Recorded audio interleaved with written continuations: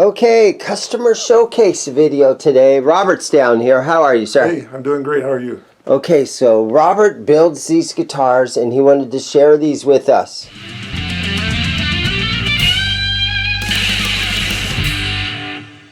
Okay, so Robert's been building guitars and he wanted to share this guitar, and I played this thing, and this guitar, in my opinion, is just a top-notch build. Robert, tell us a little bit about this thing. Get us kicked off here. What are we looking at? Well, I wanted to make a Les Paul Jr. style guitar. I have a friend that he's the original owner of a 1957 Les Paul Jr. Okay. And it's not an exact copy, of course, but I want to make it, you can see the similarities to that. So I had a neighbor cut down his tree, a mesquite tree, and I said, hey, can I have that trunk? He said, sure. And he gave it to me, and I made the one-piece body out of the trunk. And so we live right here in Arizona, so this is Arizona mesquite. Yep. It's actually Chilean mesquite, but Chilean. Yeah, they sell it at the nurseries around here. Oh wow, that's a nice looking piece of wood. Can we see the back of it? Okay, I don't have the cover on the back, but oh, that's okay. I've got the cover, but I just don't have it on. And you've got nice, sort of a belly cut right here. Nice rounded. You did a really good job rounding the piece of wood, and it's one solid piece. What did you use to finish the wood with? It's a polyurethane. It's a floor finish. Actually, I got for free. I got a gallon, so I just used that. Oh wow! Okay, so polyurethane. Pretty heavy duty stuff. Now tell us about the neck. Now the neck is made out of silk oak, which is a native tree to Arizona. And did you buy this wood at Home Depot, or was it another tree you cut down? It was a neighbor's tree. I bought a board from a guy that he has a lumber mill in his backyard, and it's a silk oak. So it's got a unique grain to it. I liked it. These are great colors, and it's a great matchup. What's the center strip? That's Wenge. I think it's from Africa or somewhere. Okay, I bought a little piece of that and stuck it in there. And so as far as appointments, you've got the hip shot locking tuners on there. And a big giant volute right there. Will this wood snap like a piece of mahogany? I don't think so. For one thing, what Gibson does, they have their headstock tilted back quite a bit. Right. And plus I put the volute there where they snap. Let's tilt it this way a little bit. So it has a volute, and then your neck angle, instead of 17, it's 10. Okay. It's plenty of that angle. Baby's not going to snap if you drop it. Yeah. And then, okay, so we're going to look at your fretboard. And what's the wood that you used on your fretboard? Fretboard it's called black and white ebony. It's got some light in it, like colors, but when you put the oil on, you can't see the light very well. But it's ebony.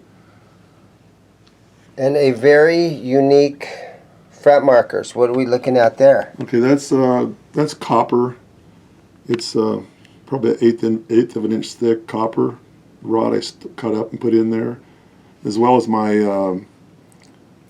Your headstock logo. My headstock logo, RJ.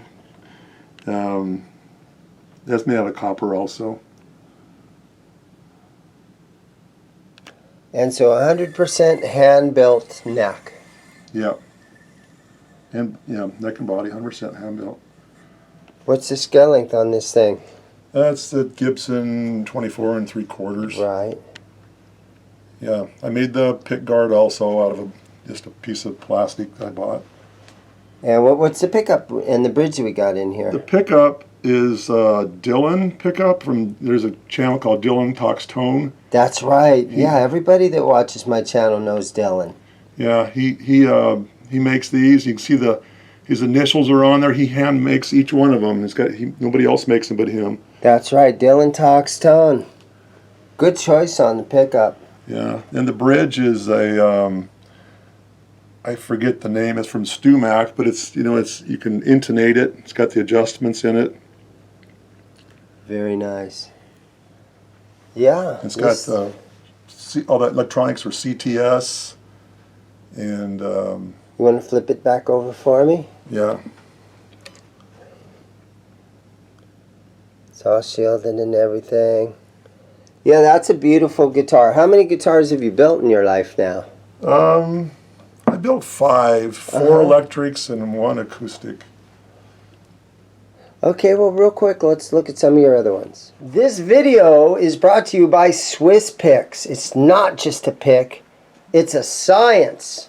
Available at ZIMM'S Guitars or at www.swisspicks.com. Okay, tell us real quick about this one. Okay, so this is basic. This was kind of a kit guitar. It's my first guitar I made, but I modified it by, doing inlays and such. It's got the Goto bridge on it with Graphtec saddles. Okay. And it's got Seymour Duncan pickups in it. They're the JB and Jazz combination pickups. Very popular. Yep. And then you notice my thing is copper. I do have copper in my guitar, just like the Oh rest. yeah, the inlays are copper inlays. again. The inlay in the headstock. And it's kind of a Gibson shape there.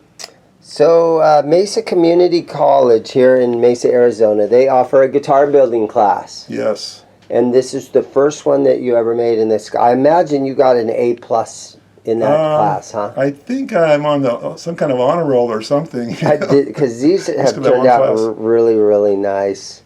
Yeah. Was the neck already made in this because it was a kit?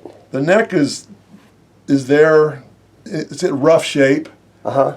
But it's like a blank or what they would call it. And the headstock is like a paddle, just a rectangular shape. And then fretboard, I picked out the fretboard I wanted. This is Babinga fretboard. I've heard of that. So I glued that on. I put the frets in, leveled the frets, did all the setup, everything. We learned how to do that there. And the frog now, you can say where your idea came from. Okay, my idea came from Frog Leap Studios videos. Or the guy from Norway. Anyways. Yeah, he's a great musician. He's done a lot of songs with like Mary Spender and everybody. A lot of big names. He's a big name YouTuber. Yep. And so you watch all those YouTube channels. Yeah, that is really cool. Let's look at the back of the guitar. Okay, there's more copper. That looks great, man. I did a barnwood finish on it. I don't know, that's what I call it anyways. It's kind of a mistake that I kind of fixed, and then I said it looks cool like it is. So. Then I can see you got your logo on there. What are the tuners you used on this one? This got Wilkinson tuners. Okay.